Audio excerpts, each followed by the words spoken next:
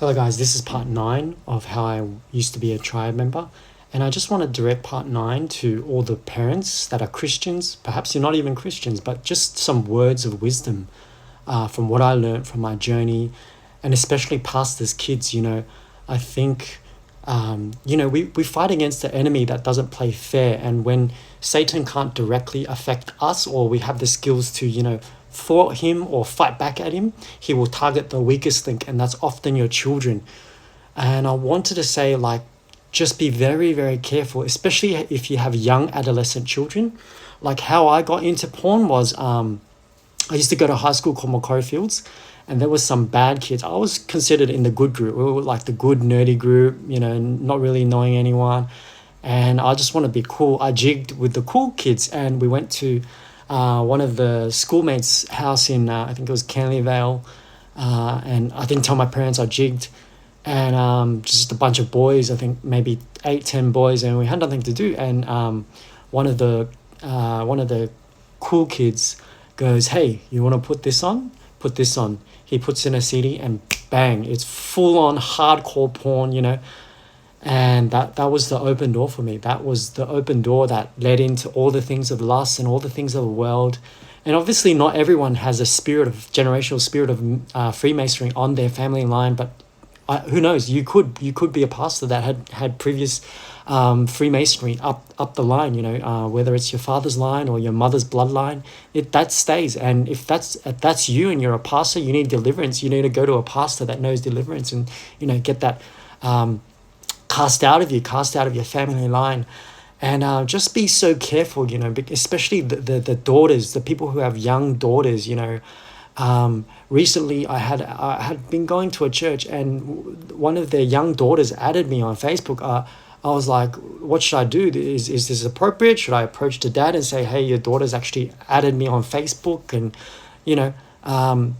luckily I'm a reformed man. I'm not a evildoer or a creep. But what if it was a creep? What if it was a warlock pretending to be a Christian at your church, and your daughter adds that person on Facebook? My God, it just takes one link.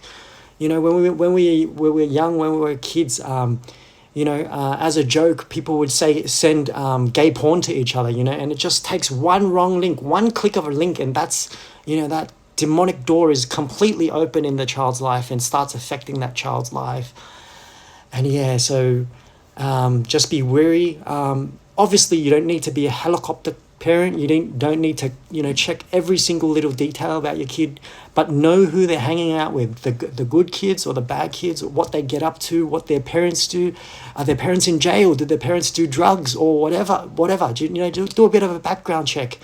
And if you know how to, I would even install some safety apparatus on their phone, or, before you give them a phone, install some safety devices on, so you actually know what websites they're going to. If they're porn websites or if they're not good websites, be wise.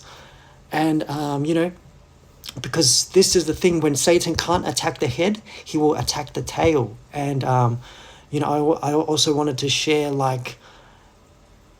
just really look at your children, because in the bloom of youth, teenage life, adolescence, there is hormones are going crazy, and there was a stage where I was backslidden, and I even saw pastors' daughters that I knew on dating sites, Christian dating sites. And I stumbled upon a TikTok a few years ago, and this was a pastor's daughter. She was literally wearing nothing, for the whole world to see. And even using her real name, come on, guys, you need to check on your children. There's things happening in the world. The world is evil. It's full of lust. It's full of, men that just want to, that just want to sleep and discard people, and some women too, but it's mostly men.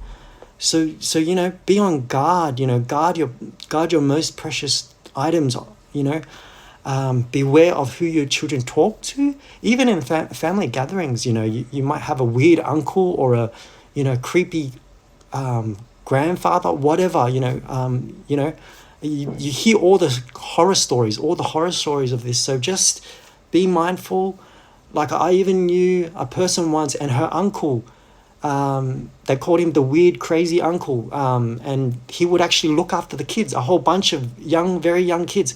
And one night he just took a Ouija board out and started, they started doing a seance or whatever it's called on the, and they summoned demons and they did demonic ghost games and stuff like that. So just be so mindful of what your children are up to, even befriend one of their friends to check up and say, hey, is and so doing well, and so doing well. I had a at the time I joined the church, that kid was only 12, and luckily I was a reformed person by then. I knew wrong from right. One random afternoon, he goes, Jimmy, where are the triads? I want to join the triads. I'm like, dude, come on, don't be stupid. I'll tell your dad, But thank God he was like, he didn't, look for trouble, and he actually graduated and became something, and he became a lawyer, and he actually helped me when I was down. There was a season where I was backslidden, and I went to that sleazy bar. What's it called? The sleazy Thai bar. Anyway, I was looking for trouble, and I just happened to bump into him at that bar, and I told him what I was going through and what I was struggling with, and he goes, well, bro, you got to go home, and you got to get before the Lord, and you got to kneel down and put your head onto the floor and beg for forgiveness. And as I did that, there was a breakthrough. Like, it's amazing how God works. Things, what the enemy meant for evil, God can use for good. So that's my message to all the parents. And also on the other side of that, just from my story, love your children.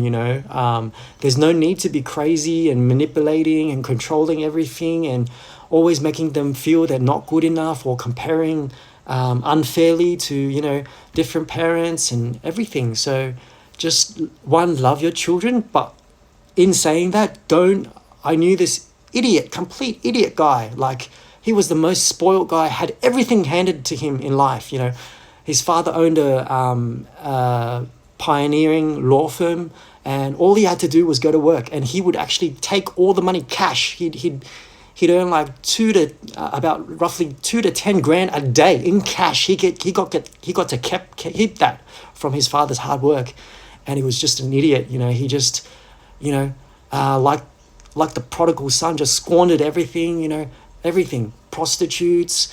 He would find girls on Tinder, and then they would break up with him, and then he will pay money to sleep with them, and all sorts of disgusting things. He was a wretched person, like one of the most disgusting, wretched persons I've ever seen. He even bashed women. One girl that he dated, he bashed her until she was black and blue.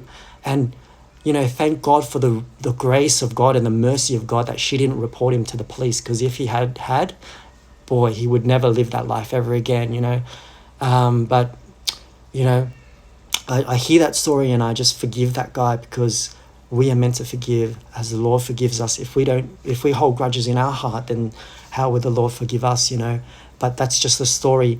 There is a saying that says, give your children enough to do something, not so much that they don't do nothing. It means like, don't spoil the hell out of your children, because some people are just so spoiled. They have it so good, they have it so good, and they don't even appreciate anything. So that's coming to the end of part 9. I hope you enjoy this series. I might make the last episode part 10. Just thank you for your time, and just go over them, because as you watch again, you will learn something. God will give you revelation, and let my life be a testimony of one, not what to do, but even if you do it, that the grace of God and the mercy of God and the love of God can save you. The Bible says no height, no depth, no demon can separate us from the love of God. So even if your children go astray, even if they fall into things, stupid things like the prodigal son did, God can save you. God is that beautiful heavenly Father, just waiting for that son to come home, no matter what he did, and no matter if he eat pig food, He waits and he gives the best coat and, kills the fatted calf, and he welcomes that lost son or daughter home.